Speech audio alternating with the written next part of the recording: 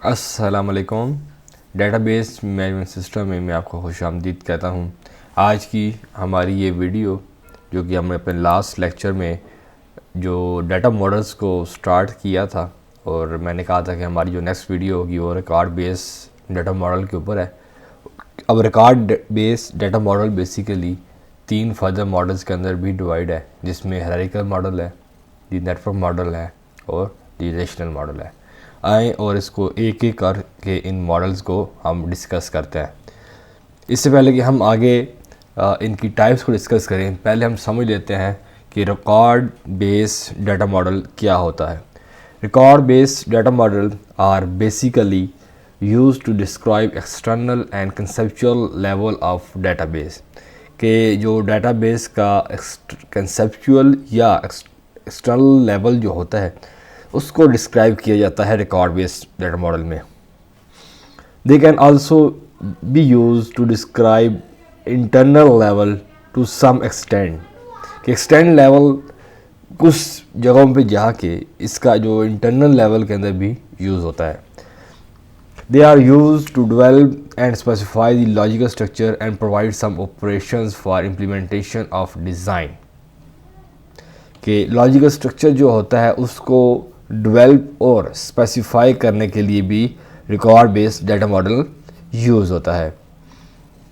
Database consist of different records, जिसमें हमारे पास जो कि रिकॉर्ड्स हैं वो डिफरेंट टाइप्स के होते हैं। जैसे कि हमारे पास कुछ रिकॉर्ड स्टूडेंट का होगा, कुछ टीचर का होगा, कुछ कॉलेजेस का होगा, कुछ यूनिवर्सिटीज़ का होगा। तो डेटाबेस में डिफरेंट रिकॉर्ड्स को हम अपने पास सेव करते हैं। बेसिकली अब रिकॉर्ड बेस्ड जो डाटा मॉडल है वो हमें यहाँ पे ये समझाया कि जब हम डेटाबेस का एक्सटर्नल या कंसेप्चुअल लेवल को डिज़ाइन करेंगे तो हम रिकॉर्ड बेस्ड डाटा मॉडल के अंदर वर्किंग करेंगे। अब उसमें हमारे पास 3 टाइप्स ऑफ डाटा मॉडल हैं जो कि हम अपने उसको जिस कैटेगरी में हम उस डेटाबेस को डिज़ाइन कर रहे हैं हम डिसाइड करेंगे कि हमने कौन सा मॉडल यूज़ करना है अपनी रिकॉर्ड बेस्ड डाटा मॉडल के अंदर, जिसमें सबसे पहले हमारे पास है hierarchical model. Hierarchical model is a parent child relationship model, जिसमें पेरेंट चाइल्ड का जो जिस तरह रिलेशन होता है उस तरह डेटाबेस को हम डिज़ाइन करते हैं। One of the most popular hierarchical database model system was Information Management System IMS. It was introduced by IBM in 1968. IBM ने 1968 में IMS इंफॉर्मेशन मैनेजमेंट सिस्टम एक डेटाबेस मैनेजमेंट सिस्टम था जो कि पेरेंट चाइल्ड रिलेशनशिप के ऊपर था और जो कि हायरार्किकल मॉडल था वो इंट्रोड्यूस करवाया था। अब हायरार्किकल मॉडल को समझ लेते हैं कि ये किस तरह काम करता है। तो उसके लिए आपके सामने एक स्क्रीन में शो करवा रहा हूँ। तो बेसिकली अगर आप देखें यहाँ पे आपकी स्क्रीन पे एक यूनिवर्सिटी है, उसके फर्दर 2 डिपार्टमेंट्स हैं, डिपार्टमेंट्स एडमिनिस्ट्रेशंस। डिपार्टमेंट्स के फर्दर आगे कुछ डिवीजन है और एडमिनिस्ट्रेशन की फर्दर कोई डिवीजन होगी तो वो आगे इस तरह होगी। तो this is a called parent child relationship, जिसमें अगर आप देखें तो यूनिवर्सिटी का आगे फर्दर कोई पेरेंट नहीं है। ठीक है, इसका मतलब यूनिवर्सिटी हमारी मेन जो है वो हमारा पेरेंट है। उसमें हमारे पास उसके 2 चाइल्ड हैं, डिपार्टमेंट्स और एडमिनिस्ट्रेशंस, और डिपार्टमेंट्स के फर्दर कुछ आगे उसके चाइल्ड है जिसमें स्टूडेंट है, फैकल्टी है और रिसोर्सेज है। तो यहाँ पे आपको समझाने का जो मकसद है वो ये है कि आप लोगों को समझ आ जाए कि हायरार्किकल मॉडल में पेरेंट चाइल्ड रिलेशनशिप क्या होता है। तो आपको इस पिक्चर में आइडिया हो गया होगा कि पेरेंट चाइल्ड रिलेशनशिप क्या होता है। अब उसको क्योंकि रिकॉर्ड के साथ जोड़ना है तो रिकॉर्ड के साथ जोड़ने के लिए हमने यूनिवर्सिटी की एक एग्जांपल ली और उसके हमने 2 चाइल्ड बनाए और आगे फर्दर उनके चाइल्ड बनाए। तो ये हमारा बेसिकली था हायरार्किकल मॉडल। अब हायरार्किकल मॉडल में ये आपने एग्जांपल देख ली, इसके साथ अगर मैं आपको एक और एग्जांपल दिखाऊं समझाने के लिए, ताकि आपको ज़्यादा बेटर अंडरस्टैंड हो जाए कि हायरार्किकल मॉडल को अगर हम और एग्जांपल साथ जोड़ें तो किस तरह होगा। तो आपके सामने एक पेट की एग्जांपल मैंने शो करवाई है, जिसमें अगर आप देखें तो पेट्स की 3 कैटेगरी को शो करवाया गया है, 3 चाइल्ड को शो करवाया गया है, जिसमें कैट्स हैं, डॉग्स हैं और यूनिकॉर्न्स हैं। अब कैट्स की आगे फर्दर कैटेगरीज हैं, डॉग्स की आगे फर्दर कैटेगरीज हैं और यूनिकॉर्न्स की आगे फर्दर कैटेगरीज हैं। तो ये इस तरह हमारे पास एक आप एग्जांपल ले लें कि हमारे पास चाइल्ड पेरेंट की जो आपके पास एग्जांपल है कि किस तरह हम अपना पेरेंट चाइल्ड रिलेशनशिप को बनाते हैं। अब नेक्स्ट जो है वो हमारे पास है कैरेक्टरिस्टिक्स ऑफ हायरार्किकल मॉडल, कि हायरार्किकल मॉडल की कुछ खुसूसियात को हम डिस्कस कर लेते हैं ताकि हमें मज़ीद इसकी जो खूबियाँ हैं वो भी पता चल जाए। जिसमें हमारे पास सबसे पहले जो है वो है representation of data as hierarchical trees. The hierarchical database is characterized by parent child relationship between 2 records. जैसे कि मैंने आपको बताया कि पेरेंट चाइल्ड की जो रिलेशनशिप होता है, अगर आप उसको देखें तो वो एक दरख्त नुमा आपको नज़र आ रहा होता है, जिसमें एक जड़ होती है, उसके आगे फर्दर तने हो रहे होते हैं। जैसे आपको मैंने मिसाल दी यूनिवर्सिटी की, अगर आप उसमें देखें तो यूनिवर्सिटी आपकी उसमें रीढ़ की हड्डी की हैसियत रखता है कि वो आपका जड़ है, जहाँ पे जो है कि आगे फर्दर उसके पत्ते या तने जो है ना वो आगे आ रहे होते हैं। इसमें दूसरी जो उसकी प्रॉपर्टी है वो है ईच सब module has only 1 super module. आपको पिछले वाले एग्जांपल में दोबारा अगर आप देखें तो उसमें आप देख सकते हैं कि आपके पास एक जो सब मॉड्यूल है उसका एक सुपर मॉड्यूल होता है। जैसे कि यूनिवर्सिटी का आगे फर्दर डिपार्टमेंट्स और एडमिनिस्ट्रेशन है, और एडमिनिस्ट्रेशन का फर्दर आगे जो है ना 3 है, तो उसका जो सुपर मॉड्यूल है वो हमेशा 1 रहेगा। जैसे कि यूनिवर्सिटी का आगे सुपर मॉड्यूल क्या है, कोई भी नहीं। डिपार्टमेंट का सुपर मॉड्यूल क्या है, यूनिवर्सिटी। एडमिनिस्ट्रेशन का सुपर मॉड्यूल क्या है, यूनिवर्सिटी। तो एक सुपर मॉड्यूल है और सब मॉड्यूल का एक सुपर मॉड्यूल होता है। उसके बाद हमारे पास आ जाता है represent a set of related records, कि आप उस एग्जाम्पल को देखें तो आपको समझ आ जाएगी कि यूनिवर्सिटी के नीचे 2 डिपार्टमेंट्स हैं, जिसमें एक एडमिनिस्ट्रेशन और एक डिपार्टमेंट्स है। डिपार्टमेंट्स में डिपार्टमेंट्स का रिकॉर्ड होगा उससे मुतल्लिका। अब उसमें एडमिनिस्ट्रेशन का रिकॉर्ड नहीं हो सकता, क्यों कि वो एक लैडा, इस हायरार्किकल मॉडल का ये फीचर है कि वो एक लैदा कैटेगरी में सेव होता है। तो इस तरह आप कह सकते हैं कि जो रिलेटेड रिकॉर्ड्स होते हैं उसको रिप्रेजेंट किया जाता है एक आपके पास सब मॉड्यूल में या सुपर मॉड्यूल में। नेक्स्ट है hierarchy through pointers. In hierarchical database, pointers are used to link the records. Pointer determine whether a particular record occurs is a parent or child. कि पॉइंटर के थ्रू आपको idea हो जाता है कि ये आया कि चाइल्ड रिकॉर्ड है या ये पेरेंट रिकॉर्ड है। इसके बाद हमारे पास आ जाता है सिंपल स्ट्रक्चर, कि इसका जो स्ट्रक्चर होता है बहुत सिंपल होता है। जैसा कि आप उसको देख के आइडिया कर लेते हैं कि यहाँ पे आपका यूनिवर्सिटी है तो टॉप मॉड्यूल है, और उसके बाद फर्दर 2 सब मॉड्यूल हैं, जिसमें हमारे पास एक एग्जांपल आप ले लें एडमिनिस्ट्रेशन की और एक आप ले लें डिपार्टमेंट्स की। डिपार्टमेंट्स के फर्दर आगे सब मॉड्यूल हैं, एडमिनिस्ट्रेशन के आगे फर्दर सब मॉड्यूल हैं। तो उसको बड़ा सिंपली स्पेसिफाई किया गया है, समझाया गया है, जिसको आप देख सकते हैं, समझ सकते हैं कि सिंपल स्ट्रक्चर होता है हायरार्किकल मॉडल का। इसके बाद अगली जो खुसूसियात है इसकी जो परफॉर्मेंस होती है वो हाई होती है। और इसके बाद हमारे पास है pre defined relationship between records, के रिकॉर्ड्स का जो है ना आपस में एक रिलेशनशिप बना होता है। उसके बाद हमारे पास आ जाता है डिफ़िकल्ट टू रीऑर्गेनाइज। इसका एक छोटा सा जो बात है वो कि इसको अगर आप रीऑर्गेनाइज करना है तो वो आपके लिए थोड़े से मुश्किल होती है, क्योंकि एक रिकॉर्ड दूसरे रिकॉर्ड से जुड़ा होता है, उसका एक रिकॉर्ड से दूसरे रिकॉर्ड के साथ रिलेशनशिप बना होता है।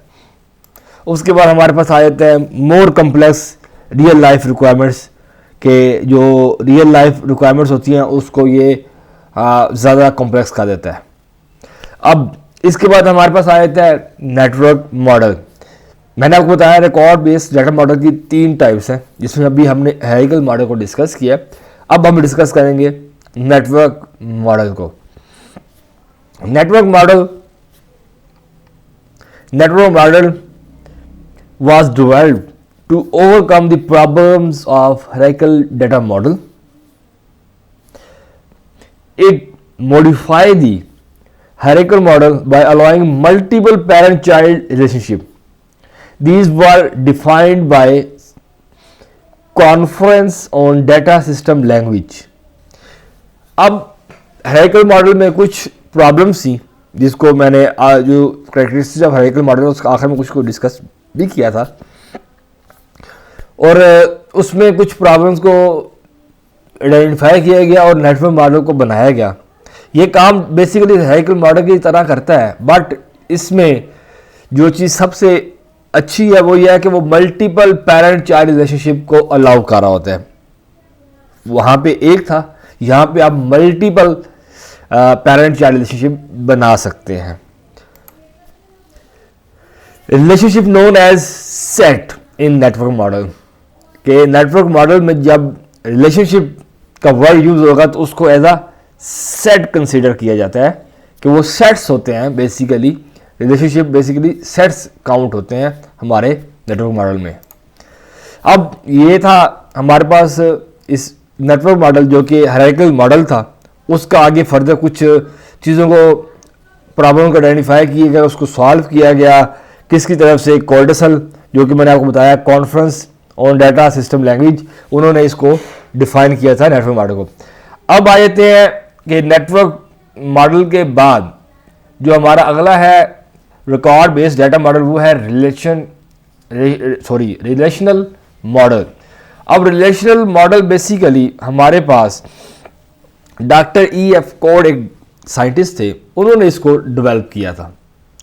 उन्होंने मैथ रूल्स को रिलेशनल मॉडल पे के अंदर यूज़ किया, मैथ रूल्स में, जिसमें हमारे पास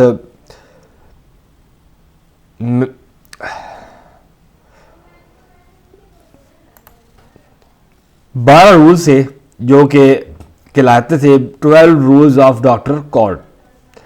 अब रिलेशन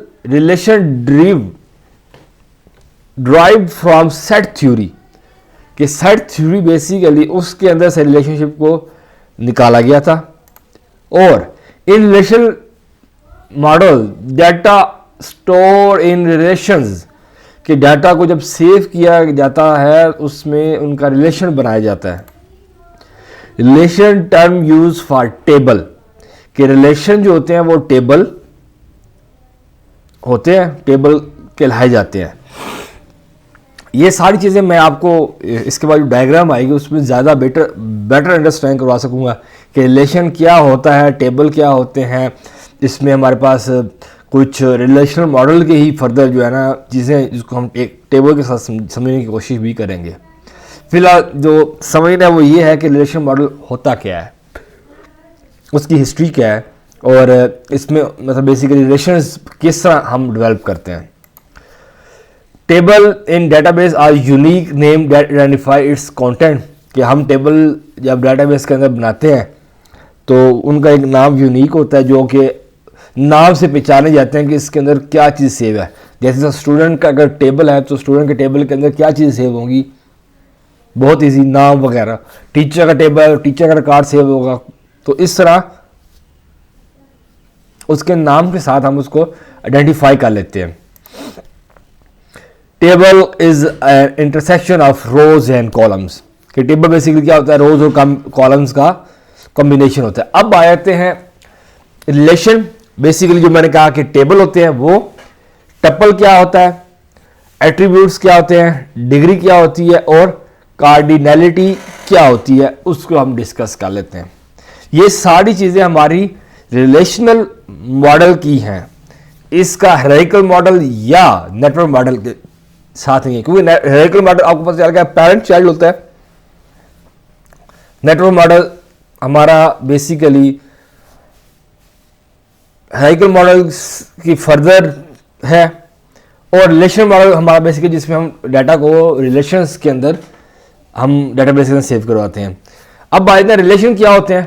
रिलेशन बेसिकली क्या होता है, टेबल होते हैं। Table also called relations. अब इसमें आपको समझाने की जो चीज़ है वो ये है कि टपल बेसिकली क्या होता है कि रोज जो होती हैं, रोज उसको हम टपल कहते हैं, और कॉलम को हम क्या कहते हैं, एट्रीब्यूट्स कहते हैं। ठीक है। Cardinality basically total number of रोज को हम क्या कहते हैं, कार्डिनैलिटी। अगर पेपर के अंदर आपके पास सवाल आ जाए identify the cardinality of table, तो आपने रोज को गिनना है कि इसकी 1 2 3 रोज है, तो इसकी कार्डिनैलिटी कितनी होगी, 3 होगी। और अगर डिग्री कहा जाए तो total number of column is called degree. तो यहां पे आपको बहुत आसानी से समझ आ गया होगा इस पिक्चर के जरिए कि डाटा को हम अब रिलेशनशिप के अंदर table as a table save करते हैं। टेबल के अंदर टोटल नंबर ऑफ रोज जो होती हैं वो हमारे पास कार्डिनैलिटी कहलाती हैं। टोटल नंबर ऑफ कॉलम हमें क्या कहते हैं, उसको हम डिग्री कहते हैं। एट्रीब्यूट्स बेसिकली क्या होते हैं, कॉलम्स होते हैं। टपल बेसिकली क्या होता है, रोज होती है।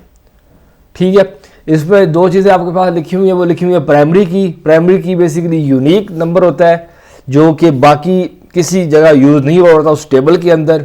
अगर ये 1 इसको डिक्लेयर हो गया तो ये 1 इसी का रहेगा, रिकॉर्ड का, इस रो का।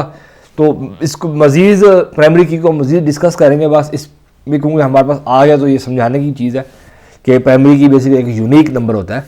तो यहाँ पे आपको समझ आया होगा कि रिलेशनल मॉडल है वो बेसिकली टेबल में हम डाटा को सेव करते हैं, जो कि डॉक्टर क्वाड, मैंने आपको बोला CODD क्वाड, तो उन्होंने अपने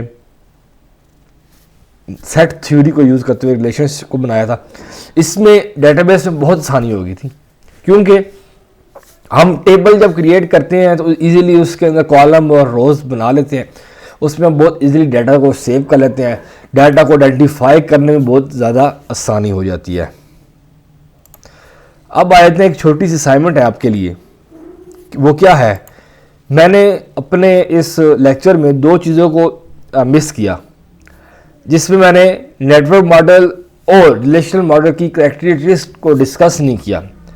तो ये आपने मुझे एक असाइनमेंट एज अ सबमिट करवानी है रिटर्न के अंदर, और आपने एडवांटेजेस या कैरेक्टरिस्टिक्स ऑफ नेटवर्क मॉडल और रिलेशनल मॉडल को आपने मुझे पेपर के ऊपर लिख के असाइनमेंट जमा करवानी है। ये आपके पास 2 दिन का टाइम है, 2 दिन तक आपने ये असाइनमेंट मुझे सबमिट करवानी है। तो इंशाल्लाह नेक्स्ट लेक्चर में हम जो डिस्कस करेंगे उसमें हमारे पास कुछ फंक्शंस ऑफ डेटाबेस मॉडल है। ठीक है, उसको हम डिस्कस करेंगे, और उसके बाद हम अपना DFD को स्टार्ट करेंगे। डाटा फ्लो डायग्राम्स क्या होती हैं डेटाबेस के अंदर, जो कि मोस्ट इम्पोर्टेंट टॉपिक भी है, और उसमें बेसिकली हम बाकायदा जो है डेटाबेस को स्टार्ट कर लेंगे कि DFD किस तरह बनाते हैं डेटाबेस के अंदर, और उसको हम आइडेंटिफाई कैसे करते हैं, उसको समझते कैसे हैं। तो इंशाल्लाह अगली वीडियो में आपसे मुलाकात होती है। तब तक अपना ख्याल रखिए। Thank you so much for watching this video. Like, subscribe and share this video with your friends. Allah हाफिज़।